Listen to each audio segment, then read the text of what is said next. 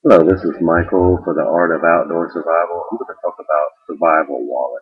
Everybody should have some kind of survival wallet kit, and you're always carrying a wallet, so why not just make your wallet into a survival kit? A lot of people like to use little tins and stuff, but they're not going to have those on them when they actually need them.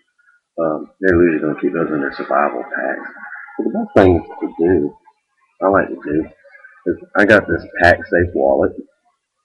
Really nice wallet. It's got the zippers and hidden pockets and has a chamber, double chamber in there where you can put the turkey bag and stuff in there. Chamber for your money. And has the cards are going this way and not the other way because when you close it, nothing falls out. This also zips up too, so if you put anything in there, it's not going to fall out as well. But what I like to do is go ahead. It has a little key ring right here, and I thread a piece of rope through there as long as my arm. That way, if I pull it out of my pocket, I can extend it as far as I need. But you have rope to do all kinds of things with, especially to start friction fires with a firebird drill. But these are the simple things I like to carry. One thing you want to carry is a way of purifying water, and you can carry little tablets like you would have in like a Benadryl thing. But the best thing to do is get a turkey bag. And this thing right here will hold nearly 3 gallons of water. Now I would never fill this up with 3 gallons of water, but basically you put about a gallon and a half of water in here. Fill it up. After you purify it with your bandana or t-shirt, put the water in there. Put it out in the sun for about 6 hours, and the UV light will kill bacteria. This will actually get about 160 degrees inside. Once it hits 140, it's killed everything that you want. So, this is tough. I mean, it's not going to break. It's meant to hold a turkey, and it literally will hold 3 gallons. I've thrown these bags with 3 gallons of water. They don't bust unless they hit something very sharp. But I also use it as a cooking pot. You can make a stove from a fire rock, not rock from a river. It will explode. But make you a base, a fire ring, and then put a couple of rocks that are large and flat over the top. Put some sand or mud over there. Line this bag in that area and have another set of rocks that kind of stack up higher that create like a bowl. And that way you can put this bag in there and then lap it over the rock, and you have a way of cooking out indoors. If you want to boil water, cook food, and when you want to wash it, you just wash it out with just a little bit of sandy mud, turn it inside out, and use the other side the next day or something. You don't have to throw it away. Um, I like to carry a little signal mirror here. You can buy these at the store. I cut this one in half so that it fits. But, you can pretty much see how it reflects light. That can get somebody's attention very quickly when you're up in the mountains. And during the daytime on a good sunny day. But if you didn't have that and it's getting dark, you can buy one of these little tiny little flashlights. This one's almost dead battery. But that gets somebody's attention at night. 3 times means SOS, especially if a helicopter's looking for you. They're going to see this very easily. Another thing I like to carry is a big lighter. It actually fits easily in my wallet, in the zipper compartment. And it's got a good way of starting fire. But I don't count on this because this could crack, the fuel can go out. This just makes it easier. What I like to do is you can buy a little Boy Scout one like this. It's a little bit smaller than this one. But this one, you can actually buy them, crack this casing open, and just take this whole stick and stick it in your wallet. And you can use that. And it works pretty good. I mean, the idea is just take that, and it's creating very hot sparks. I think it's like 4,000 degrees or something like that. But if you don't want to, can't find that one, you can go to Walmart. They sell one of these magnesium things.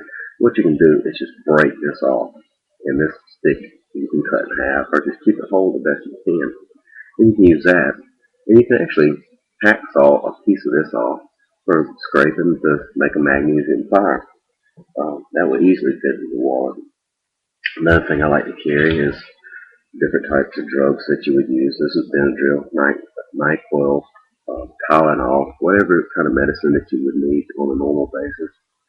Plus, Benadryl has the added benefit of if you're eating something that you're allergic to in wild plants, it'll save you from having a real bad day.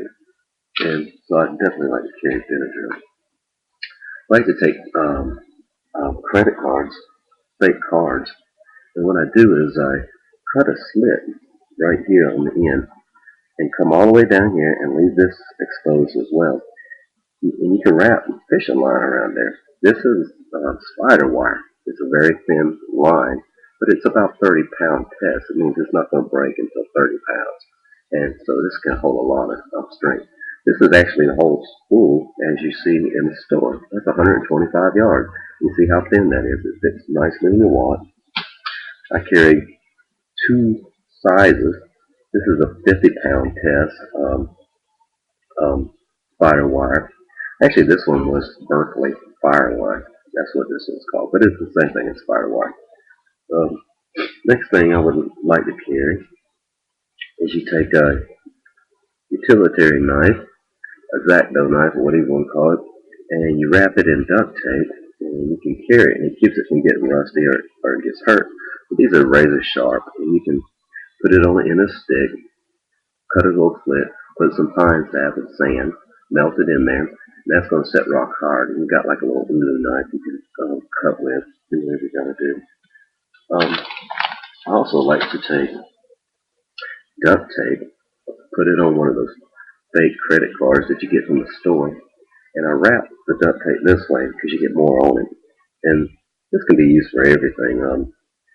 Fixing a manifold, a rubber pipe from a car or something like that. If you might have broke down to fix your tennis shoes, you can make arrow fletchings out of it, make band-aids, butterfly stitches, whatever you need. Having duct tape on you really is a plus. Another thing I like to carry in my wallet, very small, is a Gerber 2.5-inch knife. I think this is total 5 inches altogether. And this little knife, I'm a butcher. I'm a professional butcher out in New York City. I know what I'm talking about. You can gut, game, skin every animal out there in the world, and you can butcher every animal with just this one little tiny knife here. You go through the joints, you go through the vertebrae joints, the disc. You don't go through the bone. So if you know how to do that, this little knife can get you through a lot of things.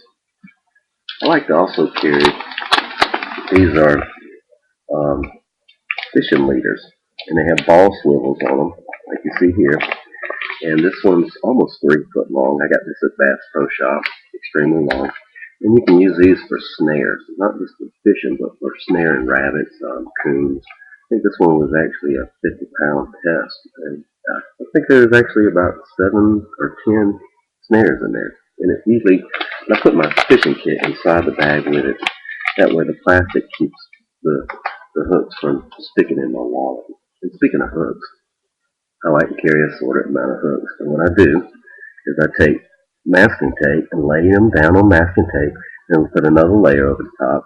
And when I need one, I just come over here and rip it off. And I have one. And this keeps the hooks from getting rusty. It keeps it from uh, poking into your wallet so you can't pull it out. And I carry several sizes. I like to carry the small size. The smaller the better. Fish don't notice it. They eat it a lot quicker.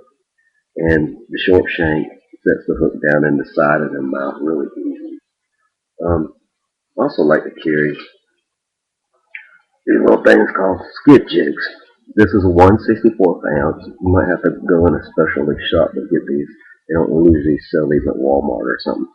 But these are very tiny. I get the chartreuse green and the pearl white. And I've pretty much gone all over America. And you can catch fish, any type of fish with this, just on a simple pole, just jigging, slowly moving through the water. Fish love these things. I catch more fish on this than anything I've ever caught on.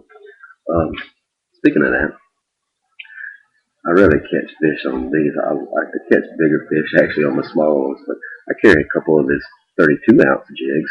I like to carry it in the green. That way if it's in murky water, the fish can see it as well. I also carry circle hooks, circle J hooks, or what you want to call them. And I carry about at least 7 of these because I can set a trot line with my 50-pound test, and I can catch catfish while I'm sleeping. And all you do is you take your one-piece inch bait, square inch bait, hook this in the corner of the bait, not in the center. You don't try to hide the hook. You expose it, and it just kind of spins there like that. You can use clams, whatever, and it'll actually catch fish while you're sleeping. Very good success rate. If you do the fishing that I told you about with pools, you won't have any trouble catching catfish whatsoever. Also got a little flat tool here from Craftsman. It's just a screwdriver, or screwdrivers, and it's got a lot of torque on it because it's round, so you can really get into things if you need to. What else here? I'm not showing you yet.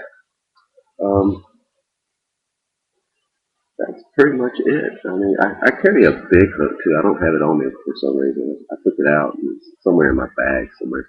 But I carry these big fishing hooks that are straight, like this big. Actually, the length, almost the length of this wallet. And why I like to carry those, they're real strong and stiff. You take it and put it on a stick about this size.